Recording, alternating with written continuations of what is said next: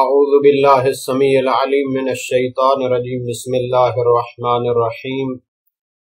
ربنا آتنا فی الدنیا حسنة وفی الآخرة حسنة وقنا عذاب النار۔ عزیز طلبہ السلام علیکم ورحمۃ اللہ وبرکاتہ، امید ہے آپ سب خیریت سے ہوں گے۔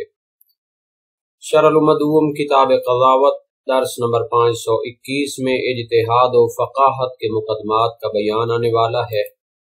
اجتہاد اور فقاہت میں اور اس مرتبے تک پہنچنے کے لیے جو مقدمات ہوتے ہیں ان کی تفصیل بیان کریں گے۔ اجتہاد کے مقدمات ششگانہ کا تذکرہ ہوگا،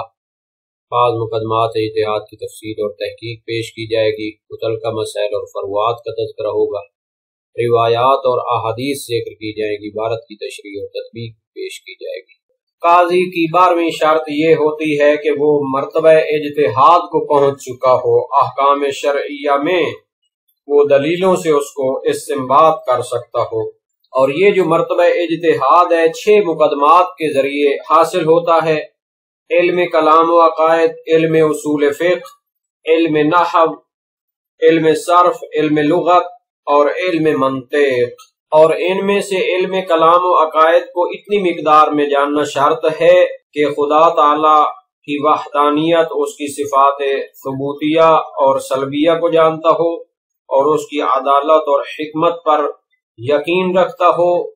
نبی اکرم صلی اللہ علیہ وآلہ وسلم سید الانبیاء کی نبوت اور عصمت اور ائمہ معصومین کی امامت و ولایت اور ان کی عصمت کا یقین رکھتا ہو۔ اور نبی اکرم اور ائمہ کی عصمت کو اس وجہ سے جاننا ضروری ہے تاکہ اس کو اطمینان پیدا ہو کہ جو روایات ان سے منقول ہیں، جو اقوال ان سے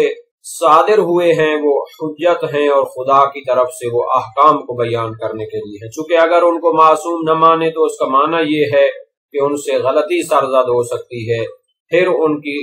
روایات اور احادیث پر، اقوال اور گفتار پر اطمینان نہیں رہتا، نتیجتاً پھر حجیت ساقط ہو جاتی ہے۔ تو یہ تمام اس لیے ضروری ہے تاکہ ان کے اقوال اور گفتار پر یقین حاصل ہو، حجت ہو۔ اسی طرح اس کو تصدیق ہو کہ نبی اکرم صلی اللہ علیہ وآلہ وسلم جو لے کر آئے ہیں، جو کچھ قرآن میں ہے، جو کچھ ان کی طرف سے معتبر روایات میں آیا ہے، وہ انسان کی دنیا اور آخرت کے لیے ہے اور اس کو کمال تک پہنچانے کے لیے۔ اور ان معارف الہیہ کو اور عقائد کو دلیل تفصیلی کے ساتھ جاننا چاہیے، نہ کہ دلیل اجمالی کے ساتھ کہ جو تقلید کی طرف پلٹتی ہے۔ جیسے ایک دلیل اجمالی ہوتی ہے مقلد کو جو احکام شرعیہ فریہ میں تقلید کرتا ہے، تو اس سے پوچھا جاتا ہے کہ آپ اس کو کیوں مانتے ہیں، اس بات کو، تو وہ کہتا ہے کہ یہ میرے مفتی اور مجتہد کا فتویٰ ہے، اور جو کچھ میرا مجتہد اور مفتی فتویٰ دیتا ہے وہ میرے لیے اللہ تعالیٰ کی طرف سے حکم ہے، بس یہ بھی میرے حق میں اللہ تعالیٰ کی طرف سے حکم ہے۔ تو مقلد صغرا کبرا ملا کر اس طرح وہ تقلید کر کے اپنا جو ہے مسائل کو جانتا ہے، لیکن عقائد میں اس طرح اس کو اجمالی طور پر تقلید کر کے اکتفا نہیں کرنا چاہیے، بلکہ دلیلوں کے ساتھ، تفصیل کے ساتھ اس کو جاننا چاہیے۔ بس علم کلام سے اتنی مقدار معتبر ہے اجتہاد اور فقاہت کے لیے، اس سے زیادہ جو تحقیقات علماء عقائد و کلام نے پیش کی ہیں کتابوں میں، احکام جوہر و عرض اور اس کے اعتراضات اور اس کے شبہات کا جواب، اس کے لیے اجتہاد میں شرط نہیں رکھی گئی، اگرچہ کہ یہ واجب کفائی ہو سکتے ہیں۔ اگر دشمنان اسلام اعتراض کرتے ہوں اور دین کے عقائد پر شبہات وارد کرتے ہوں تو ان کو جواب دینے کے لیے تو ضروری ہے واجب کفائی کے طور پر، بس ایک نفر سے زیادہ جو ہے موجود ہوں تو دوسروں سے ساقط ہو جاتا ہے جب ایک انسان اس کو انجام دے، لیکن اگر ایک ہی شخص ہو، دوسرا کوئی نہ اس کو جانتا ہو، تو پھر اس پر جو ہے واجب عینی ہو جائے گا۔ اور بعض کہتے ہیں کہ علم کلام شرائط اجتہاد میں سے نہیں ہے، چونکہ جتنی مقدار میں علم کلام و عقائد کا جاننا ضروری ہے وہ تو ہر مسلمان کے لیے واجب ہے، فقط فقیہ کے لیے نہیں ہے، بلکہ ہر مسلمان مکلف پر واجب ہے کہ اتنی مقدار میں اپنے عقائد کو دلیل کے ساتھ جانتا ہو کہ اس کا اسلام اور ایمان درست ہو جائے۔ تو ظاہر ہے کہ نبی اکرم کی عصمت اور ائمہ معصومین کی عصمت کا جو نظریہ ہے یہ بھی ایمان اور اسلام کے بنیادی معارف میں سے ہے۔ عبارت کو دیکھتے ہیں، فرمایا وَهِيَ الْكَلَامُ وَالْأُصُولُ وَالنَّحْوُ وَالتَّصْرِيفُ وَلُغَةُ الْعَرَبِ وَشَرَائِطُ الْأَدِلَّةِ۔ اجتہاد کے جو مقدمات ہیں ان میں کلام و عقائد ہے، اصول فقہ ہے، نحو ہے، صرف ہے، لغت عرب ہے اور شرائط ادلہ۔ شرائط ادلہ سے یہاں پر مراد برہان اور دلیل کی شرائط ہیں۔ علم منطق میں ان کو بیان کیا جاتا ہے۔ علم منطق میں پہلی منطق جو آپ مشہور ہے شیخ مظفر کی، تو اس میں منطق اول میں تو تعریف اور کلیات وغیرہ جزیات وغیرہ بیان کی جاتی ہیں، یا آپ کے منطق دوم میں قضایا کی اقسام اور اشکال اربعہ، یعنی آپ نے قیاس بنانا ہے، علمی استدلال کرنا ہے، صغرے کبرے ملانے ہیں، تو کس طریقے سے ان کو ترتیب دیا جائے کہ اس کا پھر نتیجہ درست ثابت ہو، عکس مستوی ہے، نقیض ہے، یہ ساری چیزیں اس میں ان کی شرائط بیان کی جاتی ہیں۔ لیکن ایک اہم بحث ہے اس میں سے منطق سیوم میں، چونکہ آپ جب درست شکل بنا لیتے ہیں ایک قیاس منطقی کی، اگر اس کا جو مواد آپ اس میں پیش کر رہے ہیں اس کی گارنٹی نہ ہو تو پھر اس کا نتیجہ ماننا پڑے گا آپ کو، لیکن وہ غلط ہوگا چونکہ آپ نے مواد ہی غلط استعمال کیے۔ مثال کے طور پر مواد اولیہ کی 8 قسمیں کی جاتی ہیں، یقینیات ہیں، مشہورات ہیں، مظنونات ہیں، مسلمات ہیں، مقبولات ہیں، مشبہات ہیں، تو ان کی انسان کو تعریف آنی چاہیے، ان کے منابع کا پتہ ہونا چاہیے، تب جا کے آپ صرف جو ہے منطق دوم میں وہ جو اشکال ہوتی ہیں، اشکال اربع ان کو کہتے ہیں، ان کو جان لے کافی نہیں، چونکہ جو میٹیریل ان میں بھریں گے نتیجہ پھر اس کا یقیناً ظاہر ہو جائے گا۔ والاصول الاربعۃ، اسی طرح اصول اربعہ کا جاننا بھی ضروری ہے۔ اجتہاد کے لیے جہاں 6 مقدمات ضروری ہیں وہیں پر اصول اربعہ کا علم بھی واجب ہے۔ وَهِيَ الْكِتَابُ وَالسُّنَّةُ وَالْإِجْمَاعُ وَدَلِيلُ الْعَقْلِ، اصول اربعہ قرآن کریم ہے، سنت معصومین ہے، ان کے اقوال اور ان کی سیرت و کردار ساری اس میں آ جاتا ہے، تقریرات بھی ان کی آ جاتی ہیں، ان کے سامنے کوئی کام ہوا انہوں نے اس کو تثبیت کر دیا، اس کی تاکید کر دی، تو وہ بھی حجت ہے۔ اجماعات، تمام فقہائے تشیع یا فقہائے اسلام جب ایک نظریے پر متفق ہوتے ہیں تو اس کے بارے میں بحث ہوتی ہے۔ دلیل العقل، عقل کی حجیت کے بارے میں بحث ہونی چاہیے، مستقلات عقلیہ ہیں، غیر مستقلات عقلیہ ہیں، جس کو 5 بحثوں میں تقسیم کیا جاتا ہے۔ اجزاء کی بحث ہے، مقدمۃ الواجب اور اجتماع امر و نہی اور اقتضاء نہی للفساد، یہ ساری بحثیں جو ہے نہایت اہم ہیں۔ والمعتبر من الكلام ما يعرف به الله تعالى وما يلزمه من صفات الجلال والإكرام وعدله وحكمته ونبوة نبينا صلى الله عليه وآله وسلم وعصمته وإمامة الأئمة عليهم السلام كذلك۔ علم کلام و عقائد میں سے معتبر اور جو اجتہاد میں جاننا شرط ہے اتنی مقدار میں ہے، ما یعرف بہ، جس کے ساتھ پہچانا جائے اللہ تعالیٰ کی ذات کو، وما یلزمہ من صفات الجلال والاکرام، اور جو اس کے لیے صفات ثبوتیہ اور صفات سلبیہ ان کو پہچانا جائے۔ صفات ثبوتیہ وہ صفات ہوتی ہیں، صفات کمال جو اللہ تعالیٰ کے شایان شان ہیں، اور صفات سلبیہ وہ ہوتی ہیں کہ جن سے وہ بلند و برتر ہے، وہ نقائص ہوتے ہیں جو اللہ تعالیٰ ان سے بلند و برتر ہے۔ وعدلہ، اور جاننا چاہیے کہ اللہ تعالیٰ عادل ہے، وحکمت ہی، اور حکیم ہے، وہ ایسا کام نہیں کرتا جو عدل و انصاف کے خلاف ہو، حکمت اور دانائی کے خلاف ہو۔ وَنُبُوَّةُ نَبِيِّنَا، نیز اس کے ساتھ پہچانا جاتا ہے نبی اکرم صلی اللہ علیہ وآلہ وسلم کی نبوت کو، رسالت کو، وَعِصْمَتُهُ، اور آپ کی عصمت و پاکی کو، وَإِمَامَةُ الْأَئِمَّةِ عَلَيْهِمُ السَّلَامُ كَذَلِكَ، اسی طرح ائمہ معصومین جو نبی اکرم کے جانشین ہیں اور شریعت کے محافظ ہیں اور ان کو شریعت کے احکام کی تشریح کے لیے معین کیا گیا اللہ تعالیٰ کی طرف سے، ان کی امامت اور ولایت کو پہچانا جائے۔ لِيَحْصُلَ الْوُثُوقُ بِخَبَرِهِمْ وَيَتَحَقَّقَ الْحُجَّةُ بِهِ، والتصدیق بما جاء به النبی صلی اللہ علیہ وآلہ من احوال الدنیا والآخرہ کل ذالک بالدلیل التفصیلی، تاکہ نبی اکرم اور ائمہ معصومین کی روایات اور ان کے اقوال پر اطمینان حاصل ہو جائے اور اس کے ذریعے حجت اور دلیل پیش کرنا ثابت ہو جائے۔ چونکہ جب نبی اکرم کی نبوت اور عصمت اور اسی طرح ائمہ معصومین کی عصمت اور امامت پر یقین حاصل کرے گا علم کلام میں، تو ان کی روایات اور ان کے اقوال اور گفتار سے استفادہ کرے گا، اس سے استنباط کرے گا۔ والتصدیق بما جاء به النبی، اسی طرح تصدیق حاصل ہونی چاہیے، جاننا چاہیے علم کلام میں کہ نبی اکرم صلی اللہ علیہ وآلہ وسلم جو کچھ بھی لائے ہیں وہ خدا تعالی کی طرف سے ہے، اور وہ وما ينطق عن الهوى ان هو الا وحی یوحی کے مصداق ہیں۔ اگر کسی کی فضیلت بیان کرتے ہیں، اگر کوئی حکم بیان کرتے ہیں تو وہ معصوم ہیں، اس سب کی تصدیق ہونی چاہیے، اور وہ اسوہ حسنہ بنا کے بھیجے گئے ہیں۔ وما آتاکم الرسول فخذوہ وما نہاکم عنہ فانتہوا کے مصداق ہیں۔ من احوال الدنیا والآخرہ، چاہے وہ دنیا کے بارے میں کچھ بیان کرتے ہیں، چاہے آخرت کے بارے میں بیان کرتے ہیں، اس سب کی تصدیق ہونی چاہیے۔ کل ذالک بالدلیل التفصیلی، اور یہ سب دلیل تفصیلی کے ساتھ حاصل ہونا چاہیے۔ ایک مختصر تذکر اور یاد دہانی یہ ہے کہ جب علم کلام میں ہم بحث کرتے ہیں، خدا تعالیٰ کی توحید کی بحث کرتے ہیں، اس کی صفات ثبوتیہ اور کمالیہ کی بحث کرتے ہیں، صفات سلبیہ جو اس کی شیاں نشان نہیں ہیں اس کی بحث کرتے ہیں، عدل و حکمت کی بات کرتے ہیں، نبوت یا عصمت اور امامت ائمہ کی بات کرتے ہیں، تو یہ سب قرآن و سنت سے ہم نے استفادہ نہیں کرنا، چونکہ قرآن کا حجت ہونا موقوف ہے اللہ تعالیٰ کی توحید پر، اس کی حکمت پر،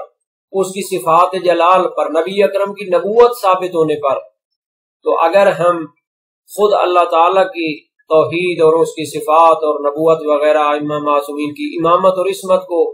قرآن سے ثابت کریں تو یہ کیا ہو جائے گا؟ دور لازم آئے گا، چونکہ اللہ تعالیٰ کا وجود اور توحید اور صفات وغیرہ ثابت ہونا قرآن پر موقوف ہوگا، اور قرآن کا قرآن ہونا اللہ تعالیٰ کی توحید وغیرہ پر موقوف ہوگا، تو یہ دور لازم آئے گا۔ اگر ہم کہیں پر قرآن و سنت سے عقائد میں استفادہ کریں تو یہ من باب تائید ہوگا۔ اصل حجت وہاں پر کیا ہے؟ عقل ہے، دلیل عقل ہے۔ تو جو لوگ عقل کی حجیت کے منکر ہیں وہ بہت زیادہ ان کو مشکلات پیش آ سکتی ہیں۔ عقل کے ذریعے انسان جب اس کائنات کے اتنے بڑے سسٹم کو دیکھتا ہے، اللہ تعالیٰ کی حسن کاریگری کو دیکھتا ہے، اس کو یقین ہو جاتا ہے ایک ذات ہے کہ اس نے یہ سارا نظام بنایا ہے، وہ کامل ہے، وہ کسی کی محتاج نہیں ہے، اس نے ایسے ایسے نبی بھیجے ہیں، ایسے امام بھیجے ہیں کہ جو ہر حوالے سے کامل ہیں، معصوم ہیں۔ عقل سے جب یہ چیزیں ثابت ہو جائیں گی، عقل سے قرآن کی حجیت ثابت ہو جائے گی، تو پھر اس سے استفادہ کیا جائے گا۔ اب ہو سکتا ہے کہ اس میں چونکہ توحید، نبوت، قیامت کے بارے میں بہت زیادہ بیان ہوا ہے قرآن میں، تو ان کو اوامر ارشادیہ کا نام دیا جاتا ہے، جو عقل کی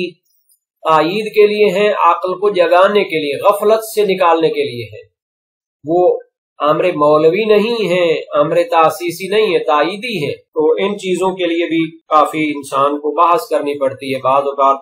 اس مرتبہ تک نہ سوچیں تو بہت سی مشکلات رہتی ہیں علمی طور پر۔ ولا يشترط الزيادة على ذلك بالاطلاع على ما حققه المتكلمون من احكام الجواهر والاعراض وما اشتملت عليه كتبه من الحكمة والمقدمات والاعتراضات واجوبۃ الشبہات۔ شہید ثانی فرماتے ہیں یہ جو توحید ہے، اللہ تعالی کی صفات ثبوتیہ ہیں، عدل و حکمت ہے، نبی اکرم کی نبوت و عصمت ہے، ائمہ معصومین کی امامت و ولایت و عصمت ہے، یہ اس کے ذریعے ہمیں یقین ہو جائے کہ قرآن اور سنت جو ہے یہ اللہ تعالیٰ کی طرف سے حجت ہیں۔ اس سے زیادہ اطلاعات حاصل کرنا شرط نہیں ہے اجتہاد کے لیے، ان چیزوں کی اطلاع پیدا کرنا کہ جن کی تحقیقات متکلمین نے پیش کی ہیں اپنی کلام کی تفصیلی کتابوں میں، مثلا جواہر و اعراض کا فرق بیان کیا ہے، ان کی خصوصیات بیان کی ہیں، ان کے احکام بیان کیے ہیں، اور جو کچھ ان کی کتابوں میں فلسفہ بیان ہوا ہے، مقدمات فلسفہ بیان ہوئے، اعتراضات ہیں، شبہات کے جوابات ہیں، یہ علم فلسفہ وغیرہ میں چلے جاتے ہیں۔ وَإِنْ وَاجَبَ مَعْرِفَتُهُ كِفَایَةً مِنْ جِهَةٍ أُخْرَى، اگرچہ ان کو بھی جاننا واجب کفائی ہو سکتا ہے ایک اور لحاظ سے، کہ اگر شبہات دشمنان اسلام کی وجہ سے، مخالفین اسلام کی وجہ سے اسلام پر اٹھائے جائیں تو